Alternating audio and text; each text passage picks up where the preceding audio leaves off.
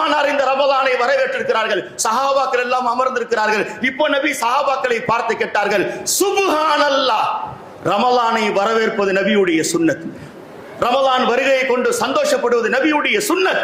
நபி அவர்கள் சஹாபாக்களை பார்த்து சொன்னார்கள், சுப்ஹானல்லாஹ், மாதா இஸ்தக்பலகும் வ மாதா தஸ்தக்பிலூன், எது உங்களுக்கு முன்னால் வரப்போகிறது என்று தெரியுமா, எதை நீங்கள் எதிர்கொள்ள போகிறீர்கள் என்று தெரியுமா என்று நபி அவர்கள் சஹாபாக்களை பார்த்து கேட்ட உடனே சையதுனா உமர் இப்னுல் கத்தாப் அமர்ந்திருந்தார்கள். அவர்கள் கேட்டார்கள், யா ரசூலுல்லாஹ், அவஹ்யுன் நஸல, ஏதாவது குர்ஆனுடைய வசனம் வர போகின்றதா, அவ் அதுவுன் ஹவர, யாராவது எதிரி வர போகின்றானா, எதை நீங்கள் எதிர்நோக்கி இருக்கின்றீர்கள் என்று சொல்லுகின்ற பொழுது பெருமானார் ஸல்லல்லாஹு அலைஹி வஸல்லம் சொன்னது, இன்னல்லாஹ யக்ஃபிரு ஃபீ அவ்வலி லைலத்தின் மின் ரமலான், அல்லாஹ் தஆலா ரமலான் வருகின்ற பொழுது மின் ஷஹரி ரமலான், ரமலானுடைய முதல் மாதத்திலே முதல் நாளிலே அல்லாஹ் இந்த அளவுக்கு பாவத்தை மன்னிக்கின்றான்.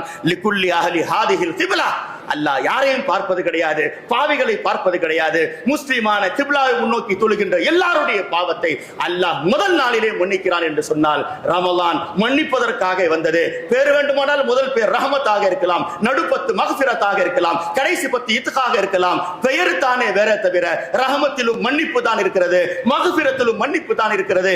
இத்க் என்பது மன்னிப்பினுடைய கூலி தானே தவிர மன்னிக்கப்பட்டவர்கள் தான் நரகத்திலிருந்து விடுதலையாக முடியும், சொர்க்கத்தில் நுழைய முடியும். எனவே